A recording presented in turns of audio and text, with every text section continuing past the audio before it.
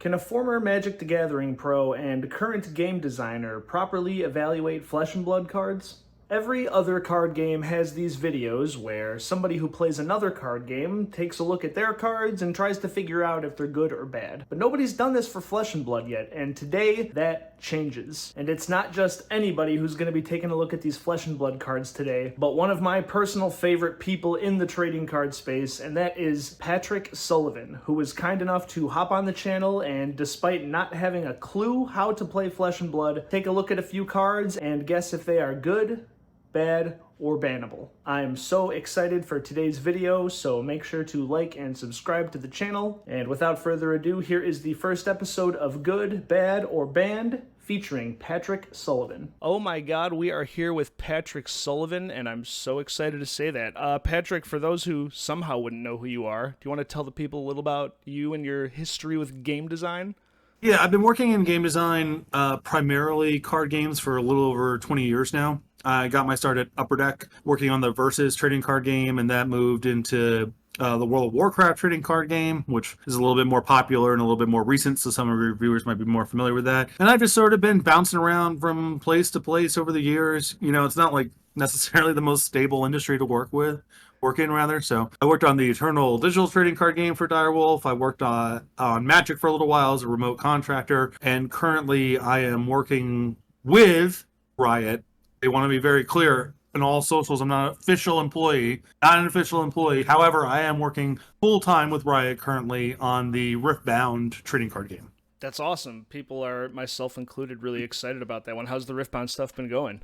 Really great. We did Gen Con recently, and the reception was just incredible.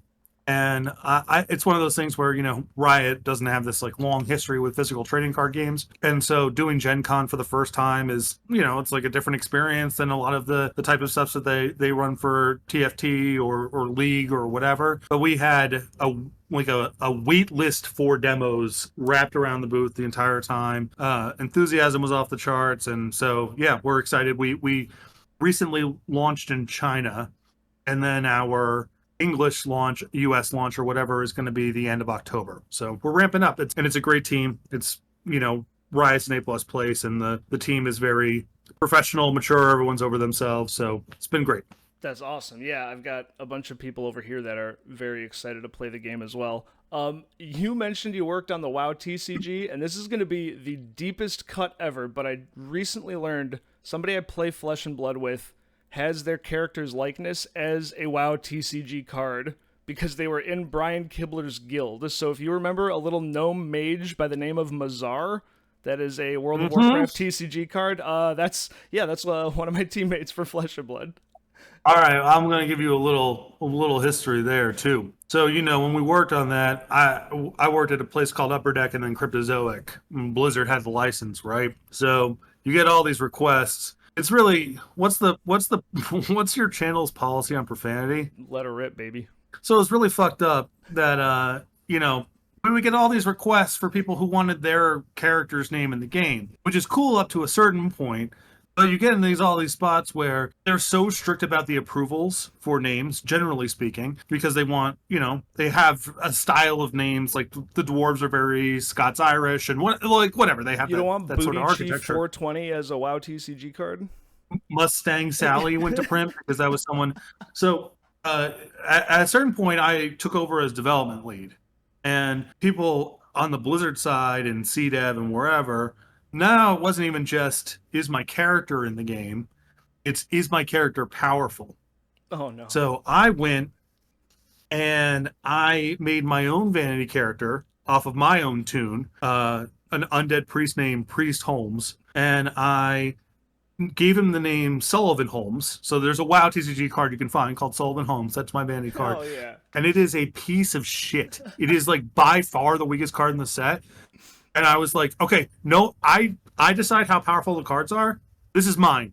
No one asks me for a powerful card ever again. If it happens to go that way, that's fine. I'm not saying I'm going to like put up walls or whatever, but things just land where they land. And don't ask me to make your card powerful.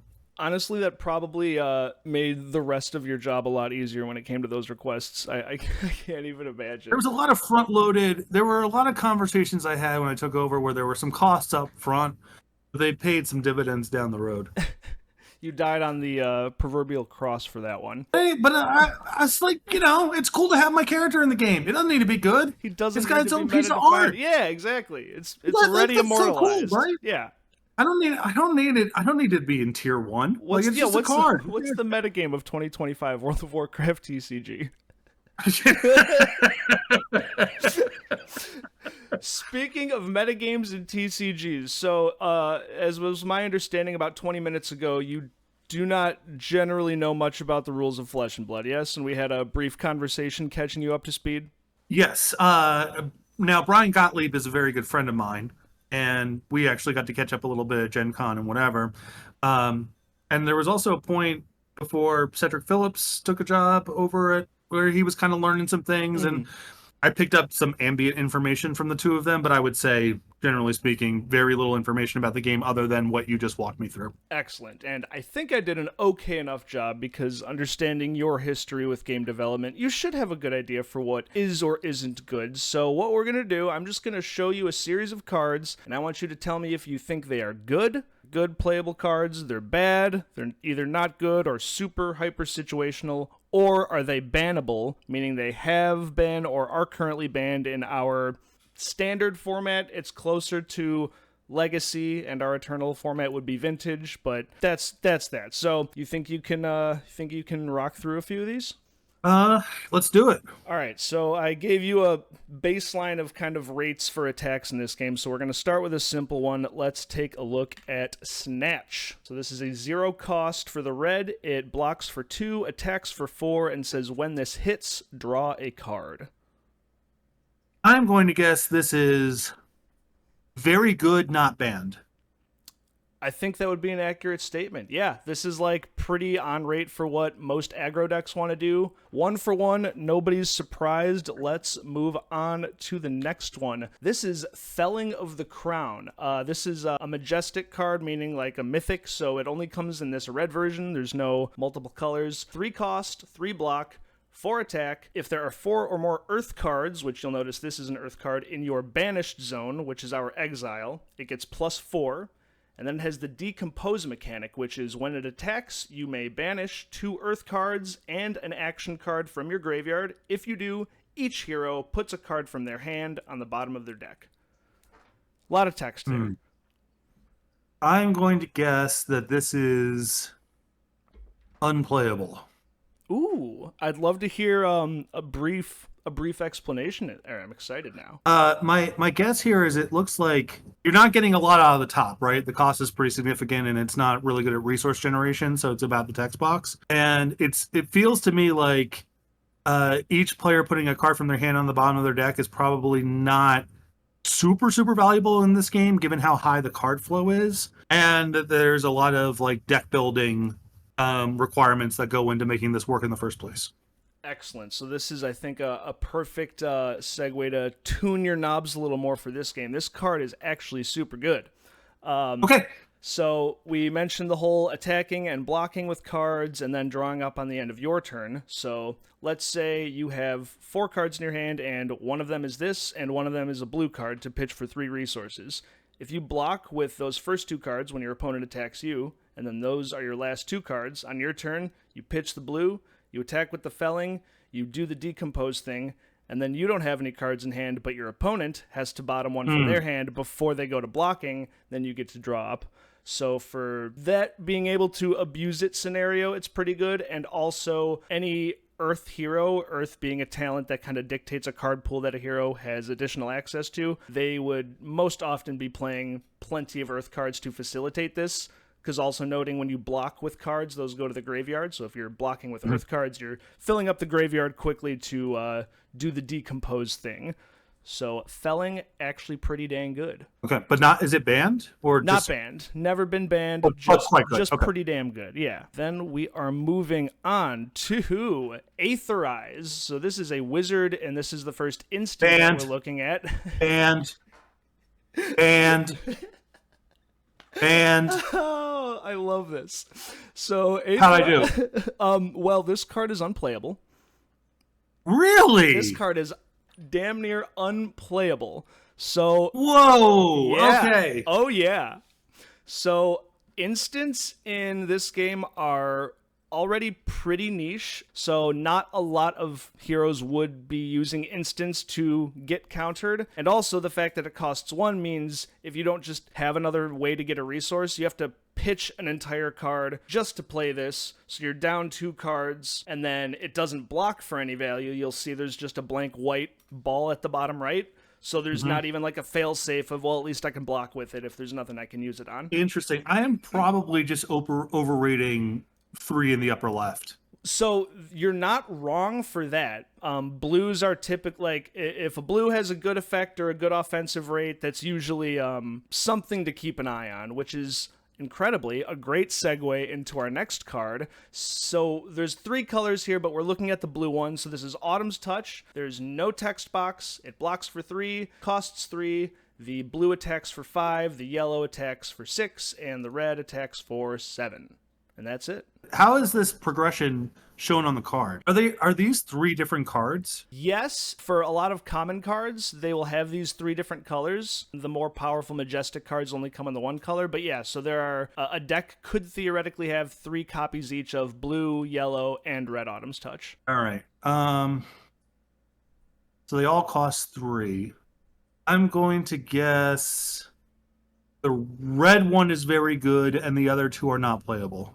So this one's kind of funny. I need to pull you up a hero card. So what actually happens here is that Autumn's Touch was banned for a while.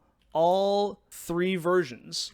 And it's kind of the fault of a single hero card. So this is sort of a gotcha that I was trying to get for this one, and it was successful. The cards are good, and Earth Heroes would play them. Typically, the blue one is the best. Having 3 block value and being a blue for pitch is like sort of a litmus people look for. You'll be like, oh, it's a blue block 3. That's good. So you were right on with that. There was a hero introduced a few years ago into the game, and he had all 3 of the elemental talent things, which is Earth, Ice, and Lightning. And by revealing one of each of those types in his hand, he could basically do super obnoxious, incredibly overrate things with his attacks. And he was so dominant in the meta that LSS literally said, okay, we're banning Autumn's Touch until that hero is gone from the format. Do heroes ever get banned? So the way rotation works in this game is that whenever a hero wins a tournament, depending on the tier of tournament, they get a certain amount of Living Legend points. And then once they hit a threshold of 1,000, they ascend to Living Legend format, which is our vintage, you could say. And then oh, that's cool. Yeah, they have a signature weapon and specialization card tied to them, and those rotate with them, but everything else in the card pool stays legal. And then eventually, LSS will release a new version of the hero with like a different ability and everything so that you can play with them again and all their specialization cards. That's sweet. Yeah, so Autumn's Touch, I mean, it's just a vanilla, and it's good for specifically the blue. Most Earth Heroes will play the blue just because it's a blue block 3, and if you're ever in a situation where you have to attack for 5, you're not mad at it, but not strictly ban-worthy on power level. This was more a moment in time where things got kind of out of control. So I will move on to the next card. We're going to specifically be looking at the red version here of Sigil of Solace. Pitches for a red, costs 0, and it's an instant that says gain 3 life. This is our healing salve. I'm going to guess this is banned. Ooh, banned. No, not banned. But okay, not banned. It is significantly better than healing salve is in Magic the Gathering, and decks do actually play this. And the whole reason for that is drawing up your hand every turn. It's not...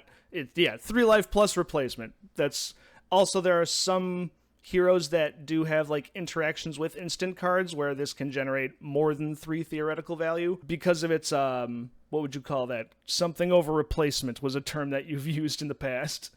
Value over replacement. Yeah, my guess is just if the card flow is super high, anything that costs 1 and is like generically useful. Like, is it like, to go back to the example, the counterspell Aetherize, I think was the card. Yep.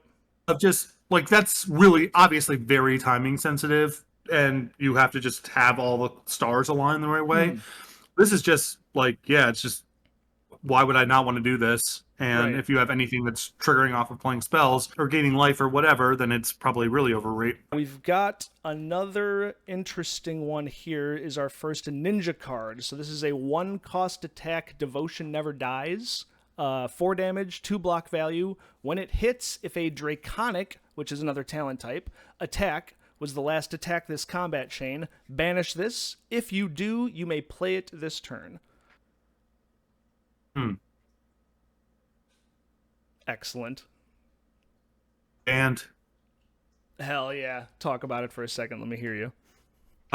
this seems like it would loop a lot, and it's like free in a bunch of different ways, and it's free spread over multiple turns. So Or could be. Oh no, it's still spread. No, it's still spread within the same turn.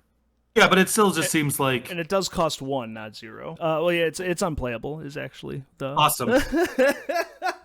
If we look back to Snatch and the whole that value thing, that is a 0 for 4. If this cost 0, it would probably be pretty good. I think Gotcha. the cost Okay. of 1 is just so critical that like you would need at least a blue card in order to attack with this 3 times. If you have a handful of red cards, basically you're paying 2 cards to attack for 4 each time, and if your opponent just blocks, then your turn's effectively over. So yeah, if it costs 0, probably be pretty good. Costing 1 makes this have basically Gotcha. unplayable. You think we're doing all right on time? We're doing great on time, and I'm starting to get my head around it a little bit. This is fun. This is exactly what I wanted. All right, this next one, I'm so excited to see if you can properly evaluate. So this is Drone of Brutality. 2 cost, 2 block, 6 attack for the red, and then 5 for yellow, 4 for blue. If this would be put into your graveyard from anywhere, instead put it on the bottom of your deck. Gonna guess unplayable. Cards banned.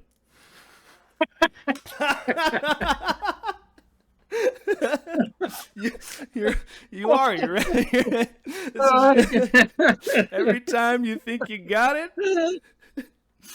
You know what? I'm gonna say this as someone with no real information about Flesh and Blood besides doing this. I will say I really do appreciate coming to a game where it's like, so I have all this magic anchoring, right? And so I'm throwing everything through this lens of reading it kind of in magic terms, and being so off on power level assessment on read means that like the game engine is distinctly different. I didn't want you to feel like you had no chance, so I hope that my briefing to you at the beginning before our call was like enough to, at least give you a bit of an idea. But yeah, like you're saying, there are so many ways that this game manifests its value very differently than Magic. Yeah. All right, so walk me through this. Why is this busted?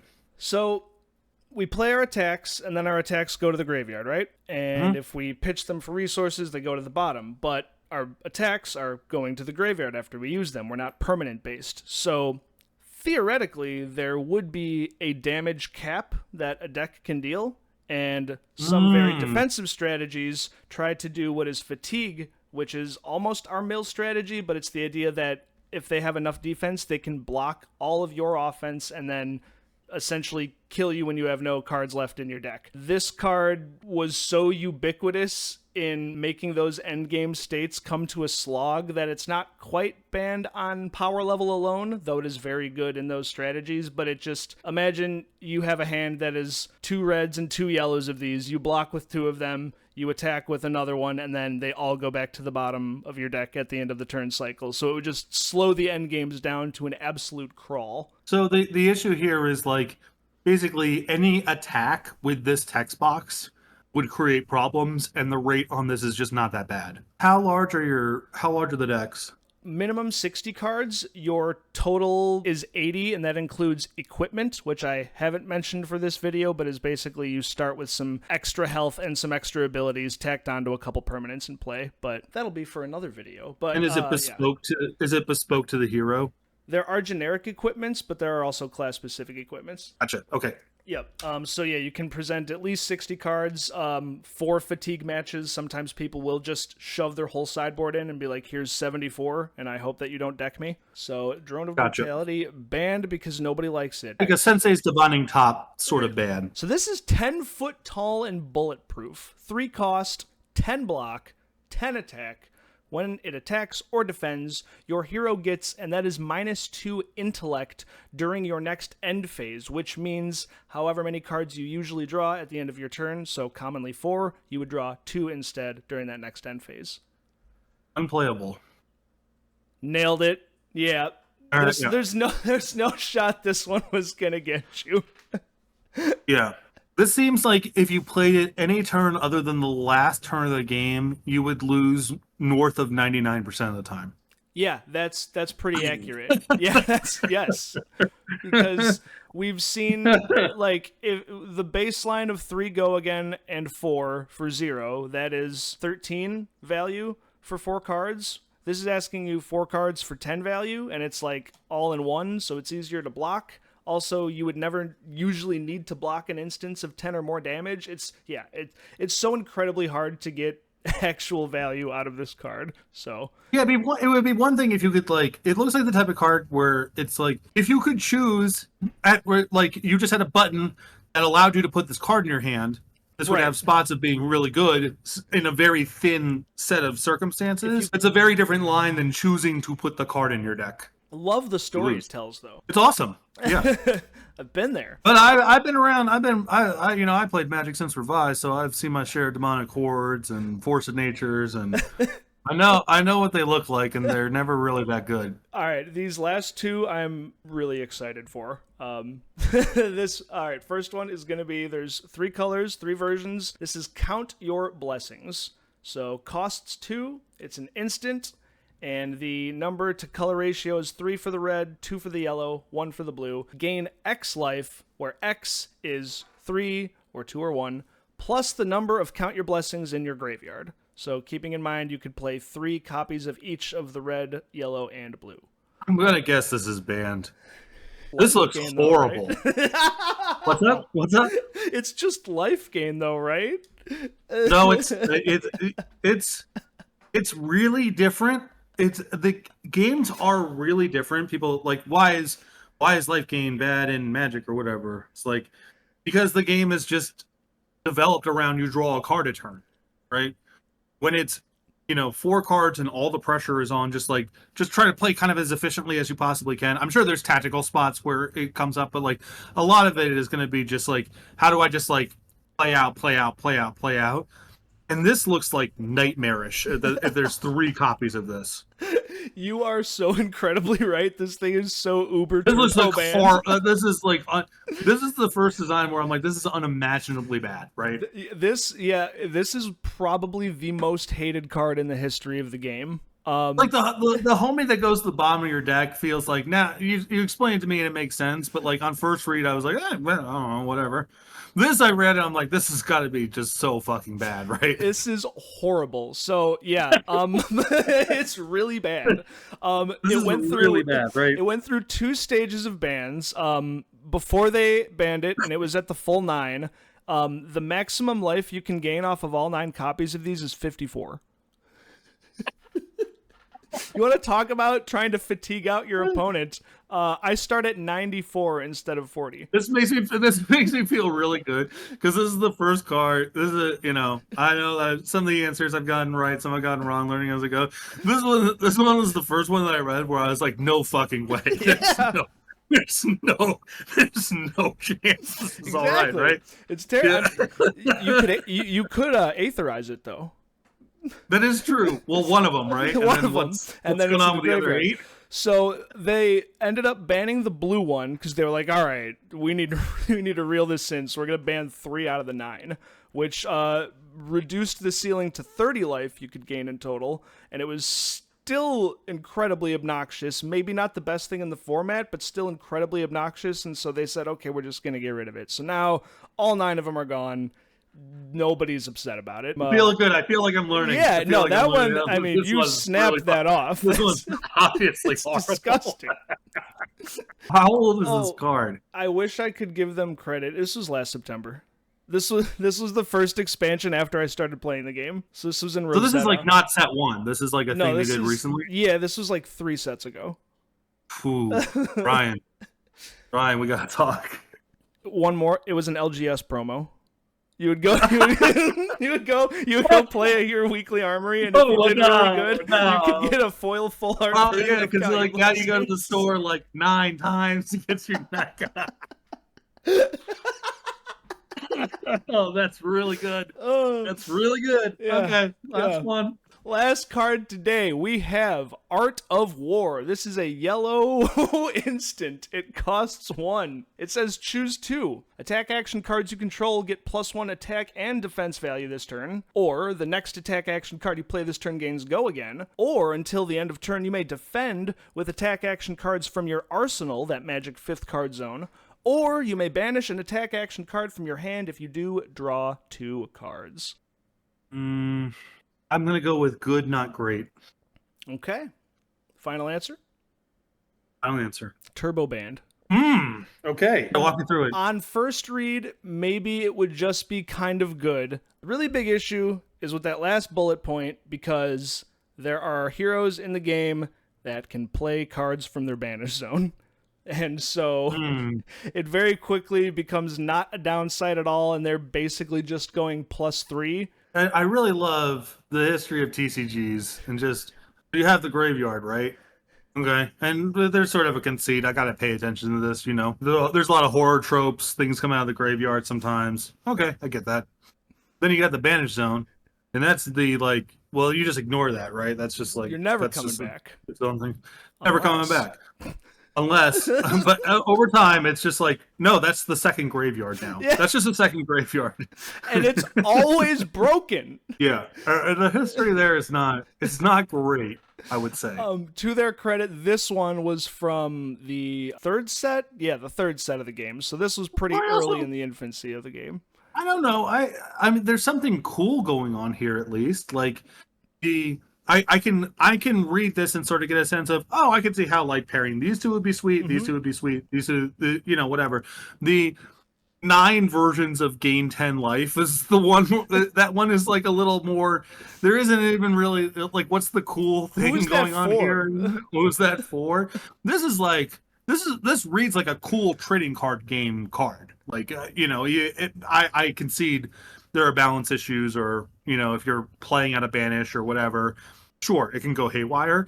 This card looks like it has the heart in it, in the right place, at least. Something got lost in translation. That happens sometimes. But this is like a card that, this was like an idea that's cool that just was a little off. It's not the fault of this card, it's the fault of we can't stop tinkering with the banish zone instead of treating it as actually What if we had 2 graveyards? The extra banish zone. You just you can't help yourself. And I don't mean to, like, Brian or the rest of the team on blast. I can't help myself either. I do this shit too. It's just like, what if we just had a second graveyard? That'd be so dope, right? Because then we would still have banish be banished most of the time, right? But every once in a while, and now we have the second graveyard that's not really a second graveyard, but we can tap into it as much as we want to. And of course, we're going to be super disciplined about it, right? We're only going to do it when the bar is like this, right? And then over time, it's like, well, what about this? What about this? What about this? What about this? And then it's just, you just have a second graveyard. Yep, and it made a few of the best decks of all time, so it's not surprising. Yeah. Overall, I think you did pretty damn good for, you know, not knowing much about the game up until 30 minutes ago. Do you have any initial thoughts after seeing all these cards with your designer brain? Well, I do appreciate that there's, like, a lot of costs that you can toggle. And it does seem like the game would have a really nice tactical flow to it, of, like, obviously in the discrete interactions, like, the granular numbers really matter, but there is still this pace of, well, because you're starting at 40, right, and it looks like you're not taking 40 points of damage on turn 1, like, it's kind of this incremental thing that you have to balance, sort of the tactical discrete, how am I interacting on combat each turn, versus the macro, who wins this game over a long timeline, and where do I need to push, what are the inflection points where, like, the game can get away from me a little bit. I'm obviously saying this with, like, very, very, very little information, but it does feel like reading the cards there is a nice, I think that a lot of games can get into this bad spot of, it's all about tactics. World of Warcraft, or, you know, Hearthstone, sometimes it's like just really looking at how the numbers interact. And then you have some games, I think Magic sometimes can get down to this line of, like, just the game's just about, you're beating me down, and if I need to survive the first 5 turns and then I'm going to overwhelm you. And reading at least a sample of these cards, I can kind of see where it would be resting kind of in the middle of those two tentpoles. Yeah, life discrepancies tend to be harder to overcome in this game just by virtue of we're always converting as full of hands as possible. So Yeah, but also yeah. if I set up spots where I brick you off, then I can probably that's probably a spot where I can come back pretty dramatically. Yeah, and we didn't look at a lot of it today, but there are various forms of disruption in the game in a couple different spots. So Yeah. I can't tell you how much I appreciate you coming on for this. Do you have any socials or channels or anything that you want to plug to the people out there? Sure. You can find me on Twitter at Basic Mountain. If you are into YouTube videos, I am the co-host of the Resleevables, which is a YouTube channel where we do sort of a retrospective of Magic the Gathering sets in chronological order. Which I know this is a Flesh and Blood channel, but I'm sure a lot of your fans are lapsed Magic players, and if you want to take a trip down memory road thinking about Mirage or Homelands, I'm sure there's some people watching this that could be interested in that.